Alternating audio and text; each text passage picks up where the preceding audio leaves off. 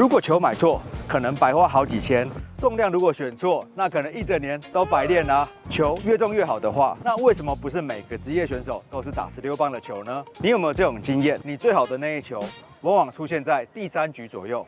真的吗？如果有，今天这条影片可能就是答案。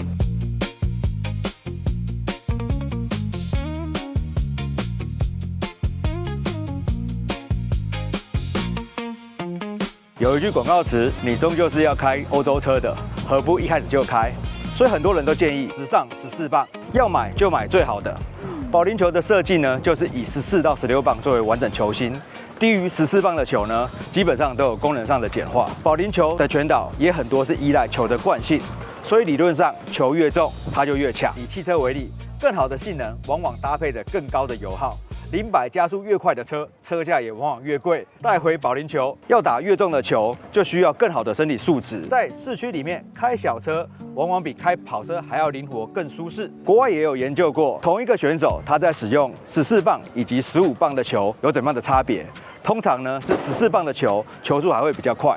甚至是因为14棒的 RG 值略高于15棒，所以在实战上可以滑行的深度甚至还比15棒更好，也是一种选球上的策略，不见得越重就越好哦。传说中武圣关公他的青龙偃月刀重量高达82斤，换算成今日的重量大概是在20公斤左右。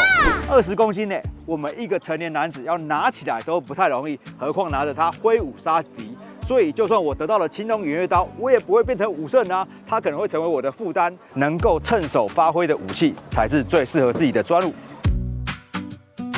讲到持久，每个男人都不服输啊，尤其是我们频道高达95%的男生，每一个人都觉得自己是最持久的那一个啦，打个10几20局不在话下，没问题的啦。但是仔细回想，你能够维持最佳的手感，大概就是出现在第3到第4局的时候，可能你没有你想象中的持久了。这也是许多球友普遍存在的问题，但都没有去深究。我们用科学的逻辑来推理，这颗球要能够自由的施展起来，其实是需要一段时间的热身。那随着体能的下降，控球能力也有可能在巅峰期之后就跟着慢慢的下降。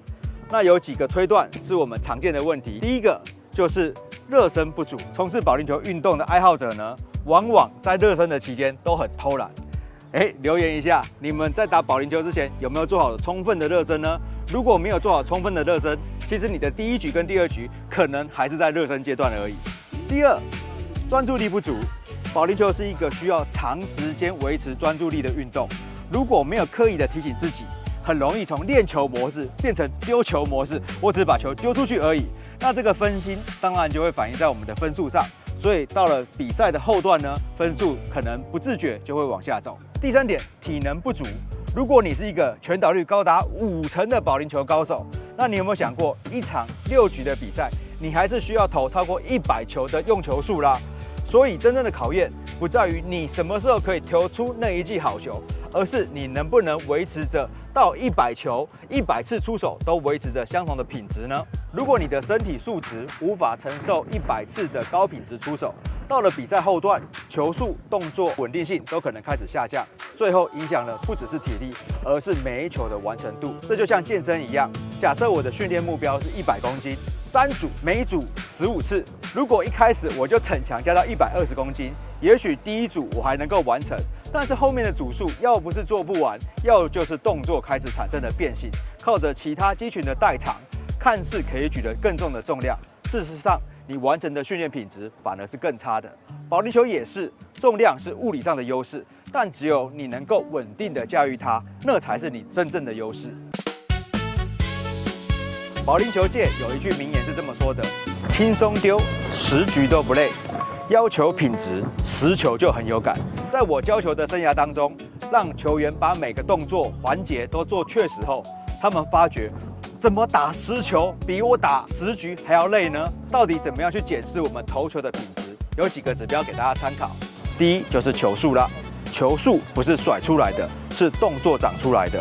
稳定的球速不是靠手去甩，而是靠全身有效率的把力量传递到球上。所以真正好的球速，不是偶尔能够突破20迈，而是100球都能维持接近的球速，在稳定的前提下，再去追求更快更好的球速。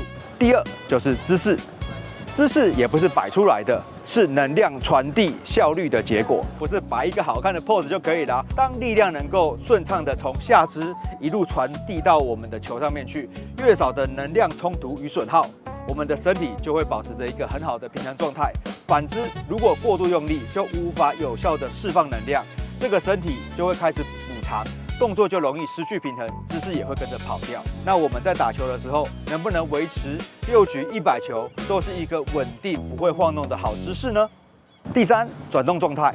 转动状态指的就是球离手后，球怎么转，是整个释放动作的成绩单。我们可以透过几个关键指标来查看自己的释放品质、转速以及自转轴，包括它的侧旋以及轴心角。我们不是要看球转得漂不漂亮，而是要看它是不是每一球都转得一样。如果随着用球数增加，球速开始下降，自转轴开始改变，就代表你的释放品质已经受到了疲劳的影响。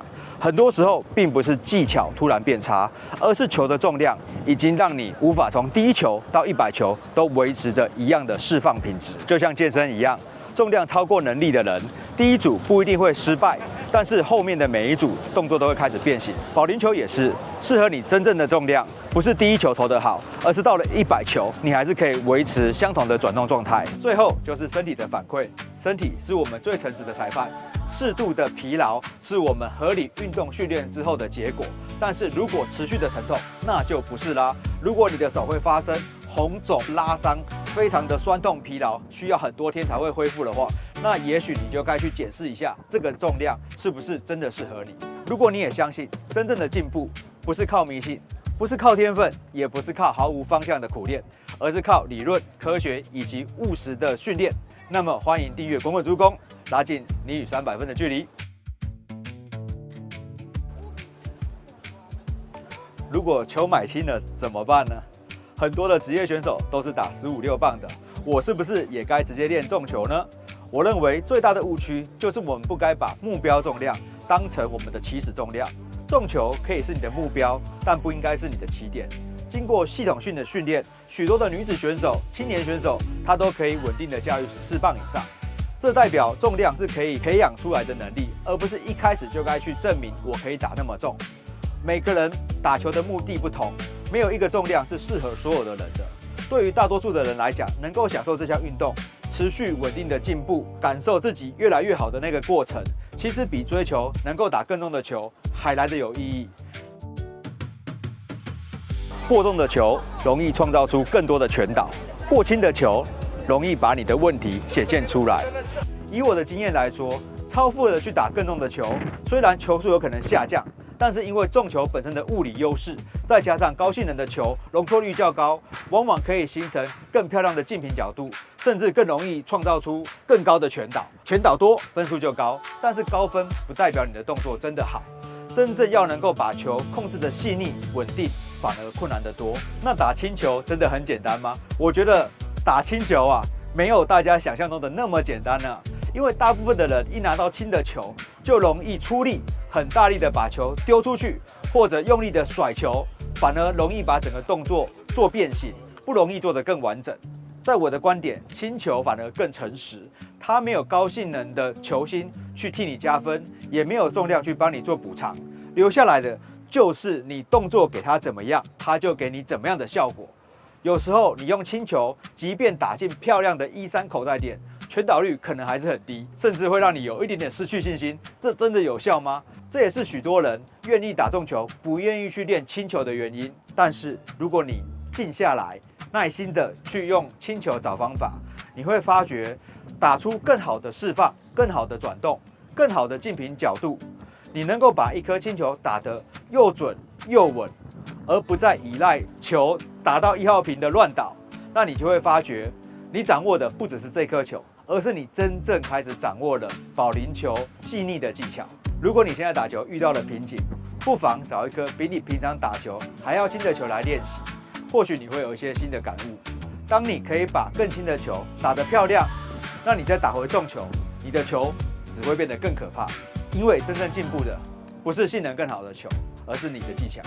很多人以为拿更重的球也可以算是一种超负荷训练，但是我们要清楚的定义，真正的超负荷呢，是在不牺牲动作品质的前提下，逐步增加重量。如果因为重量增加，投球的品质就开始下降，那就不是训练的效果，而是代偿了。能不能打中一点的球，在于球的品质，而不是靠着自己的自尊硬撑啊。